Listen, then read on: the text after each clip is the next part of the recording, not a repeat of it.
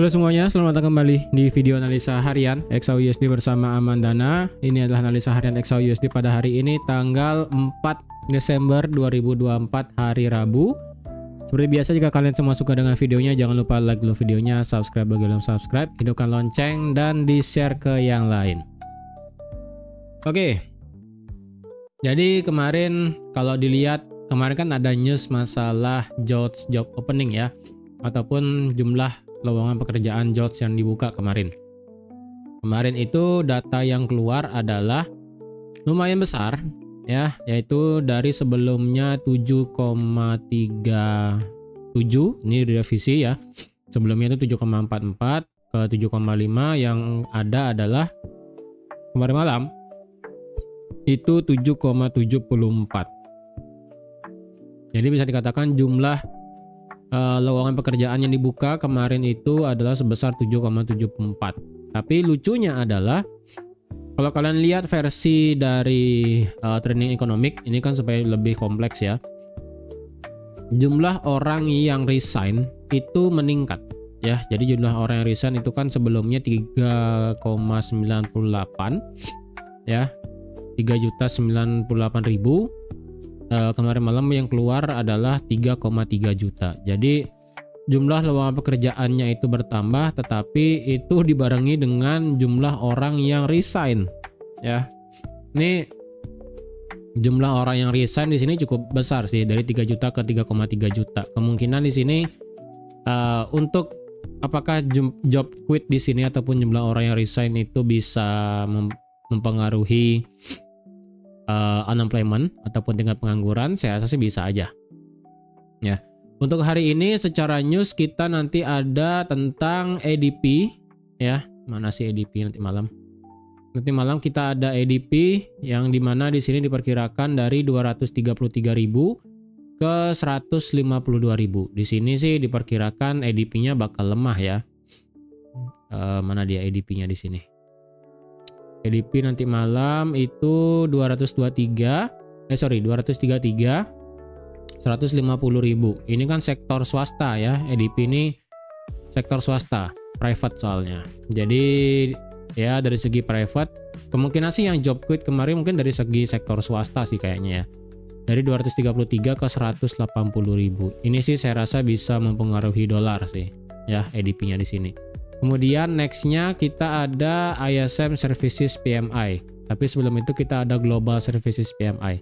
Dari segi Services PMI sendiri, di sini diperkirakan sih akan turun sedikit ya, dari 56 turun ke 55. Jarang banget sih ya, jarang banget service itu mengalami penurunan sih. Jadi kalau secara historinya dari ISM Services PMI itu biasanya pasti naik ya, biasanya sih pasti naik lumayan. Ini terbukti dari tanggal 5 Agustus ya, 5 Agustus itu 51, dari Agustus tanggal 5, 51, kemudian ke 54, 56, sekarang kok tumben forecastnya kok 55,7 ya, di bawah.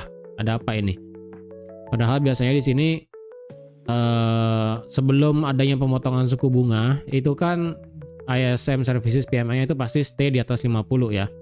Nah, kita akhirnya dengan ada pemotongan suku bunga basis poin kemarin 25, total berarti sudah ada 75 ya. Seharusnya sih ini Services PMI naik. Seharusnya loh ya.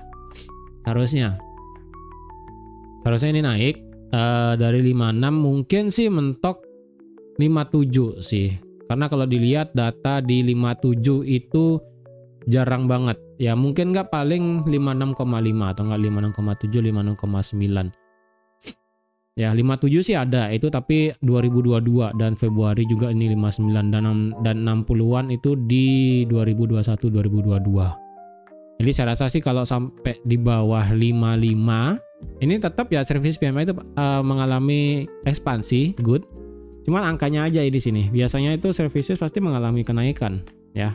Turun sih paling nggak cukup banyak. Untuk sekarang sih penurunannya saya nggak bakal expect kalau turun di bawah 55. Mungkin sih mentok 55 doang ya, 55 atau enggak tipis banget kayak di Oktober kemarin 54,9. Kalau sampai 53, 52 saya rasa sih itu cukup berpengaruh sih. ya. Kemudian selain ada services PMI, kita juga ada factory order untuk menentukan di sini untuk apa ya, durable goods order sih sebenarnya di sini hubungannya. Tentang apa namanya, pabrik diperkirakan di sini akan naik dari minus 0,5 ke 0,2, which is good berarti. Ya, berarti dari segi factory order itu ada kenaikan lumayan, ya, ada kenaikan lumayan. Jadi untuk nanti malam sih, untuk yang jelek saya rasa hanya ADP, yaitu sektor tenaga kerja dari sektor swasta. Kemudian dari segi ISM Service PMI, saya pribadi ini hasilnya kalau enggak 56,5 atau ya bisa 57 lah, 56 bagus ya, 56 sekian, 56,5, 56,7, 89 gitu kan, atau enggak 57 keluarnya. Itu saya positif banget untuk ISM Services PMI di sini. Tapi untuk ADP sih jujur saya kurang serak aja nih dari sektor swasta. Better saya menunggu NFP. Gitu ya. Oke. Sebelum saya lanjut untuk analisa hari ini seperti biasa. Tapi sebelum itu, kemarin pada saat sesi live ada yang ikut ambil buy di sini enggak? Ya, walaupun kita sempat kemarin kena floating. Ya, kena floating berapa ini ya? Kena floating maksimal itu 15 pip. Ya, kena floating 15 pip, kemudian akhirnya kita sudah kena TP sejauh 48 pip. Walaupun di sini maksimal TP-nya ini bisa sampai 2650 ya. Jadi kalau ada yang ngehold dari kemarin malam, dari kemarin sore pada saya live, ini kan saya SL-nya taruh di sini di 2637. Kena sih di sini ya. Di sini kena SL dulu baru harganya terbang. Nanti di sini marketnya kemarin ngambil level 4 liquidity, sampai level 4 liquidity baru marketnya menggila. Nah, jadi kalau ada yang nge-buy kemarin di sini berarti ya lumayan dah dapat profitnya ya, 50 pip. Bahkan kalau ada yang nge-hold tanpa pakai SL, biasanya kan orang-orang tanpa SL itu ikut nge-buy di 2640 sampai 2655 itu 149 pip. Lumayan ya. Jadi kalau ada yang mau pakai, sekali lagi AMD trading panel di sini, sekali lagi ya, trading panel di sini berguna untuk saya pribadi adalah ini ya, kalkulator risknya ini sangat penting banget untuk saya supaya tidak overtrade, supaya tahu berapa lot yang dipakai, supaya nggak ngambang, supaya nggak kira-kira ya. Sekali lagi, ini semuanya bisa dipakai di berbagai pair manapun, mau itu BTC, mau itu Nasdaq, mau itu Dow Jones, mau itu S&P 500 bisa, mau itu oil, mau itu silver bisa ya, forex tentu aja bisa. Jadi semuanya bisa ya, ini kan kalkulator soalnya, jadi semuanya bisa. Jadi supaya kalian itu kalau trading tidak oversize, tidak overload, dan tidak ragu-ragu juga. Ya, ini kalkulator lot ini sih sangat berguna sekali. Kemudian yang supaya lebih enak, ini tampilan ini sih ya. Tampilan apa namanya? Tampilan seperti trading view di sini. Kalian tinggal pencet buy misalnya di sini, ya udah kayak kemarin saya contohkan ya kan, ini tinggal digeser-geser. Kalian kelihatan langsung di sini berapa resiko lossnya. Kalau pakai di sini kan 0,05 ya, anggap aja. Jadi kalau di sini semakin jauh SL-nya semakin berkurang lotnya, semakin dekat SL-nya semakin gede lotnya. Kelihatan juga di sini berapa USD yang kehilangan, dan TP kelihatan juga di sini berapa USD yang kemungkinan bisa didapat kalau target hit TP itu ya. Itu enak juga. Kemudian bagi kalian yang open averaging banyak, ini pas auto BP ini bakal enak banget. Ya, auto BP ini bakal enak. Kemudian kalau banyak open posisi dan bingung mau close seperti apa satu-satu, di sini juga ada partial TP. Ya, partial TP dan juga ada partial SL. Terus kalian juga bingung close yang profit aja, ini juga ada. Ini, close profit dan juga close loss. Jadi kalau order manajemennya di sini itu mirip dengan yang ada di MT5 ya. Tapi untuk di MT5 kan nggak ada auto BEP-nya di sini. Ya, nggak ada auto BEP, nggak ada partial TP kalau nggak salah ya. Untuk close profit, close loss kan ada.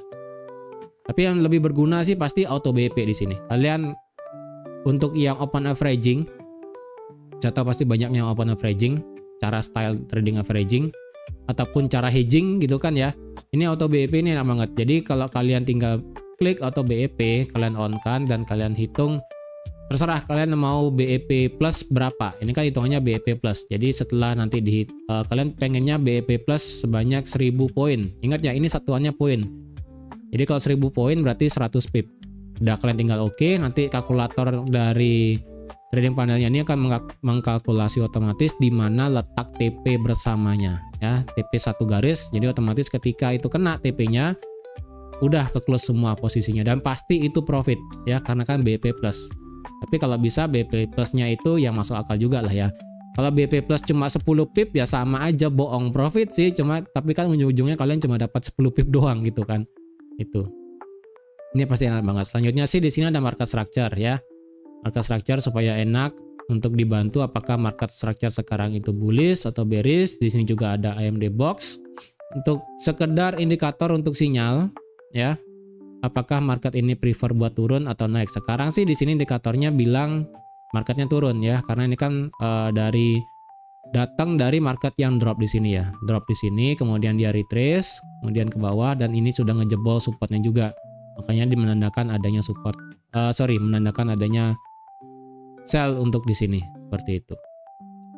Dan sekali lagi untuk strukturnya yang di sini ya, market structure dan juga AMD box di sini bisa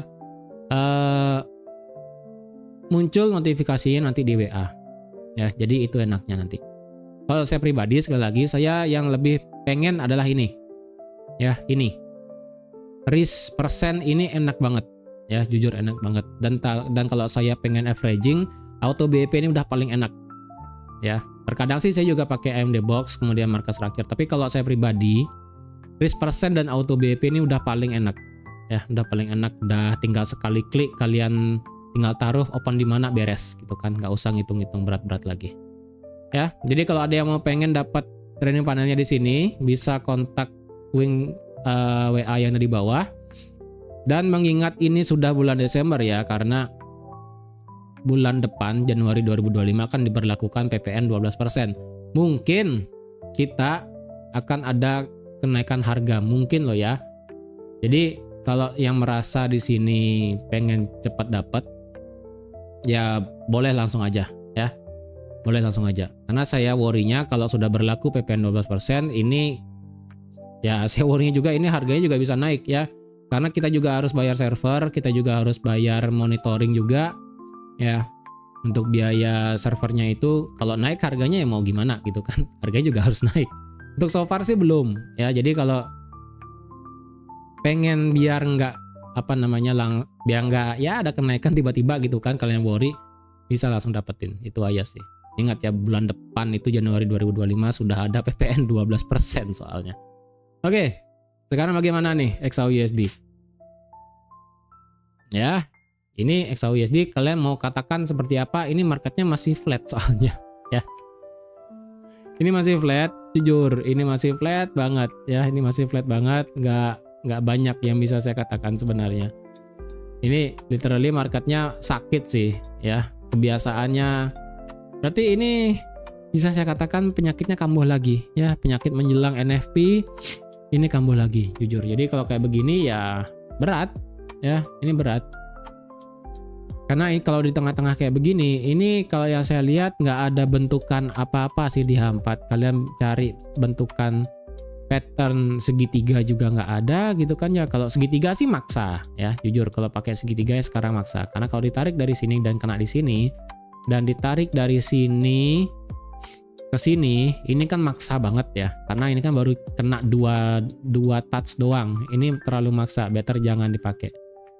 Mungkin besok mungkin kelihatan, mungkin loh ya. Karena ini juga dilihat nih dari RSI dan juga stokastik flat loh di angka 50. Karena kalau kalian lihat, kapan lagi kalian ngelihat stokastik dan RSI itu flat di angka 50 selama berhari-hari? Selama apa ya? Selama 9 hari ya, 9 hari kalian bayangin stokastik RSI itu flat. Ya ada sih dulu di 10 Juni ya kan kayak begini tuh 10 Juni. Ya ini flat di tengah-tengah dia. Ya saya worry-nya itu flat juga kayak begini gitu kan. Ya udah kalau flat kayak begini ya kita ambil tengah-tengahnya aja lah ya. Kita berarti tradingnya nggak bisa tembak jangka jauh, jangka panjang. Untuk tembak jauh kita nggak bisa berarti. Untuk sekarang H4 masih sama ya. Ini adalah supportnya. Di sini sekali lagi biasanya adalah selama harga masih di atas 2617, 2610 biasanya masih bullish. Tapi ingat, bullish saya ini terbatas karena sampai 2664, 2662. Karena di sini ada yang namanya support become resistance yang valid. Di tengah-tengah antara 2664 sampai 2617, kalau kalian mau tarik pivotnya berarti tengah-tengahnya adalah sekitaran di sini. Ya, 2643 ini adalah pivot antara resistance dan juga supportnya di sini. Makanya kalian lihat kalau angka kena 2644 sekitaran 2640-an ya. 41, 42, 43 sampai 49. Ini kena 443, naik sampai 50-an, turun lagi. Naik lagi, turun lagi, naik lagi, turun lagi, dan sekarang berhenti di tengah-tengah gini. Ini benar-benar titik pivotnya tadi ya, titik pivot di 2643, 2644. Kalau dicari H4 bisa nggak kita pakai resisten yang di sini? Ya, bisa nggak di H4 kita pakai resistennya di sini? Ini minor, ya. Kalau saya boleh bilang ini minor yang nggak begitu bagus. Namanya juga minor ya kan. Berarti minor sekarang ada di sekitaran harga 2652. 2652 adalah EC ya. Nih 2652. Ini bisa saya katakan sebagai minor. Ya, ini minor resisten. Karena secara H4 kan tidak pernah close di atas di sini, kecuali ini kan tiba-tiba langsung break ya. Break, nah, tapi sekalinya break ini kejauhan ya. Dari 2652 sampai 2657 dia turun sedikit, cuma turun 20 pip langsung ngehajar 2660. Nah, itu saya worry-nya ya, itu saya worry-nya. Ini ketika ada minor kayak begini, saya worry-nya itu ketika dia breaknya bablas, ya kehantam support become resistance yang valid, lanjut turun lagi itu kan. Ini kalau udah minor kayak gini better kalau kalian mau pakai boleh. Ya, 2652 itu minor resistance-nya yang bisa saya katakan ini nggak terlalu kelihatan. Ya, tapi kalau saya pribadi better nggak pakai supaya nggak membingungkan saya pribadi. Itu aja. Kalau saya pribadi better ini pakai langsung 2664 sampai 2617. Untuk trading range sekarang, untuk sideways-nya memang cukup lebar ya, yaitu sejauh 400 pip. 450 pip. Jadi kalau kalian mau ngide buat buy sell, saya rasa masih oke. Ya. Dengan bantuan stokastik RSI di H4, ini pun juga sama ya, flat gitu loh. Jadi H4 dan daily itu indikatornya masih flat. Jadi ya berat banget ini ya. Jujur berat banget. Untuk dari segi H1, kita punya satu support yang bisa saya katakan jelas ya di sini di 2633. As long as 2633 masih hold ya, ini masih bisa naik. Ya, tapi ingat, saya katakan sekali lagi 2633 itu adalah memang ini valid supportnya, resistance become supportnya, tetapi secara historinya ketika marketnya itu bablas, terkadang tidak ada retest ya. Ini bablas turun, marketnya langsung drop. Ini bablas langsung turun, marketnya drop, ya kan? Jadi ini tidak ada retest. Ini juga sama di sini. Ketika marketnya ngebreak, marketnya langsung naik. Ya, ini bisa dikatakan sebagai resistance become support yang valid, tetapi secara historinya tidak pernah terjadi retest. Jadi nanti kalau marketnya break di bawah 2633, ada kondisi marketnya mengulang kejadian kayak kemarin, ya. Dia langsung break ke bawah tanpa ada retest. Jadi kalau kalian ngide buat sell stop di bawah 2633 silahkan. Tapi kalau saya pribadi, karena saya perlu market itu retest dulu sebelum ambil posisi, saya nggak prefer buat ambil sell stop di bawah 2633. Itu aja. Untuk resisten di mana sekarang? Untuk resisten sekarang yang bisa saya pakai adalah di sini. Ya, memang sini nggak begitu kelihatan. Ya, namanya juga di H1 ya, minornya ini kecil sekali. Di harga 2653. Ya, 2653. Oops, sorry. Di sini ya 2653. Karena secara historinya ini bekas menjadi resistance become supportnya, di break langsung bablas. Ini di sini ada seperti breakout tapi kenyataannya gagal, seperti fake out. Ini break, market langsung lari, ya berarti sama kayak tadi ya di H4. Nih. Kalian lihat di H4 tadi yang saya katakan ya, minor resistance di 2653. Berarti itu mepet dengan H1 juga sama, ya.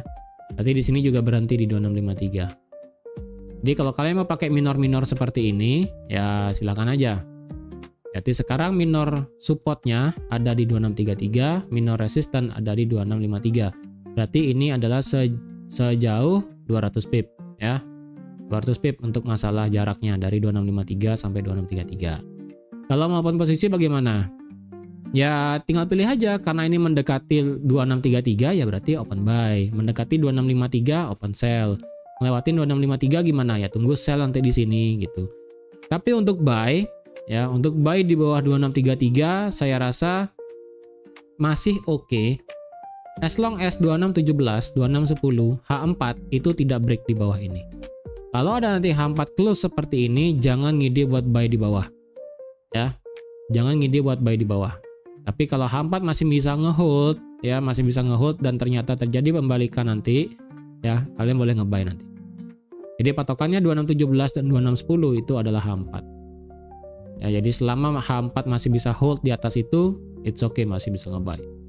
Ya, karena sekali lagi ingat, di sini sudah bukan sebagai area zona buy yang terbaik. Ya, better kalau ngebuy ketika marketnya turun sampai 2615, balik, H4-nya masih stay di atas 2617, baru bisa ngebuy. Jangan ngebuy lagi di sini ya. Walaupun ini area demand, tapi ini demand sudah tidak fresh, sudah nggak bagus banget buat di buy lagi di sini. Oke. Terus sekarang gimana? Ya, ini sih time frame kita sekarang bicara trendline sih, ini jujur nggak ada apa. Ini pasti nggak ada trendline di sini. Yakin sih saya, ini nggak mungkin ada trendline sih di sini. Tuh, hancur trendline-nya ya. Nggak ada trendline di sini, benar-benar hancur. Terus kalau kita ukur pakai Fibo yang mana bisa dipakai? Kalau dari segi H1 ya, kalau kita hitung-hitungan Fibo sekarang ya, berarti kan dari sini swingnya yang pertama. Dari sini sampai sini marketnya sudah naik di atas 38,2 dan kemudian turun, berarti selesai. Ya, selesai. Kita pindahkan dari sini ke sini. Dari sini ke sini marketnya nggak naik sampai 38,2, marketnya turun lagi ya sampai sini. Nah, ketika sampai sini marketnya naik sampai 61,8. Kena 61,8 kemudian turun. Ketika dia turun, marketnya gagal ngebreak titik nolnya. Yang berarti ini marketnya ngebuat structure higher low yang baru. Jadi kalau ditarik dari Fibo ke sini dan sampai sini, ini marketnya berhenti di 61,8 dan marketnya ngebreak titik nol. Ya, ketika titik nolnya sudah berubah, berarti ini berubah Fibonacci-nya dari sini ke sini. Nah, dari sini ke sini. Berarti sekarang untuk masalah swingnya ataupun swing yang aktif adalah dari sini. Ini titik 0 dan ini adalah titik 100. Berarti ini ya. Ini merupakan swingnya. Berarti swing sekarang adalah bullish. Ya, swing sekarang dari segi H1 adalah bullish. Begitu kalau mau ngebuy bagaimana? Ini di tengah-tengah jujur banget ya. Jujur ini susah banget. Susah banget jujur. Ini susah nggak pakai obat. Kayaknya ini time frame 30 juga masih flat ya. Aduh, jadi kalau kalian ada yang mau ngide buy sell silahkan sih ya. Ini jujur nggak ada petaan yang bagus buat di buy ataupun di sell. Coba saya kecilkan deh sampai KM. Kita nggak usah lihat ke belakang terlalu jauh ya. Kita lihat market structure sekarang dari hari Senin aja. Ya, dari hari Senin, Selasa, dan Rabu sekarang. Ingat ya, hari Senin itu startnya dari sini. Hari Senin itu start dari sini. Ya, hari Senin start dari sini sampai sekarang. Kalau dilihat ini kan marketnya ya secara secara M15 bentar, M3 kita patokan dari hari Senin aja lah ya. Kita coba ngelihat dari hari Senin toh. Monday jam 7. Oke, di sini ya, startnya di sini. Start di sini berarti marketnya itu jalannya adalah ini marketnya turun, oke. Marketnya turun di break, turun naik, break, begini, break, turun. Secara bentukan sih di sebentar saya perbaiki deh. Dari sini naik, turun, kemudian dia naik ke sini, turun ke sini, Langsung aja ke atas, ke sini, ke sini, ke sini dan drop. Kemudian dia ini nggak ada break, kemudian dia naik kenceng, kemudian turun dan sekarang diam. Bentar ya. Kalau yang dilihat dari M30 masih bullish sih ya. Karena kalau dari segi M30 dari hari Senin ya, ini kan Senin start di sini opennya. Kalau dari hari Senin di sini marketnya yang pertama sudah ngebuat bos di sini ya. Sekali lagi, ini bosnya saya kurang paham apakah bos tuh harus body atau ekor doang. Kalau cuma ekor doang ini sudah bos ya. Ekor doang ini sudah bos. Kalau ini yang pakai body, kalau saya pribadi ini lebih bosnya di sini ya. Ini body close di atas, kemudian marketnya reverse. Jadi ini masih swingnya aktif dari sini sampai sini ya. Ini swing yang masih aktif untuk jangka pendeknya. Berarti otomatis kita masih bullish sekarang. Kalau gitu kita nge-buy gimana? Nge-buy, let's see ya. M15 area demand yang bisa dipakai.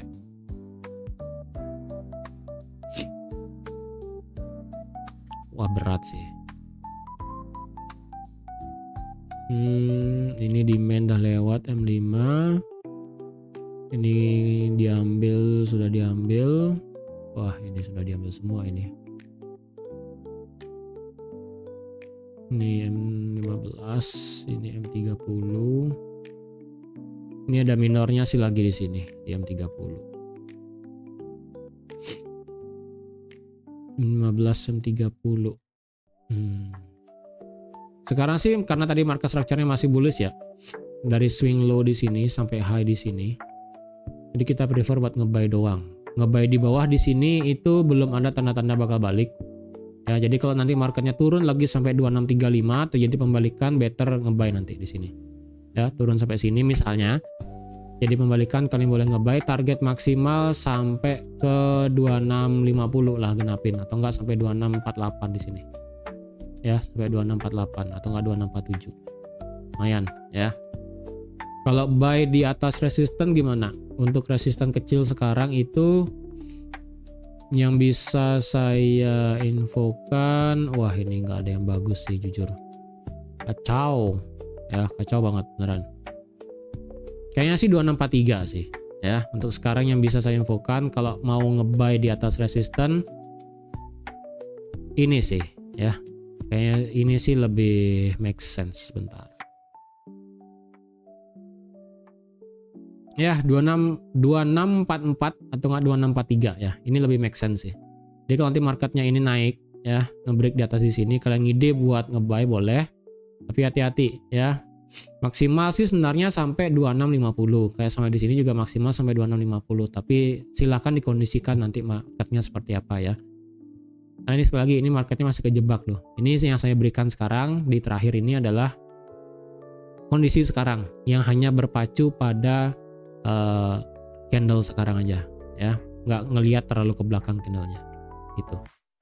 Oke, jadi saya rasa sekian dulu ya untuk analisa XAUSD pada hari ini. Ingat nanti malam kita ada ADP dan juga ada ISM Services PMI. Dan kalau kalian ingin trading berdasarkan news, hati-hati juga, better pada saat Services PMI di sini aja, lebih bagus saya rasa daripada ADP. Oke, jadi sekian dulu untuk analisa XAUSD pada hari ini. Dan kalau ada yang ingin ditanyakan, silahkan langsung tulis di kolom komentar di bawah. Dan kalau ada yang ingin mendapatkan aman dana trading panel di sini, juga bisa langsung chat nomor WA yang ada di bawah. Thank you semuanya dan sampai jumpa lagi di analisa harian XAUSD selanjutnya. Bye.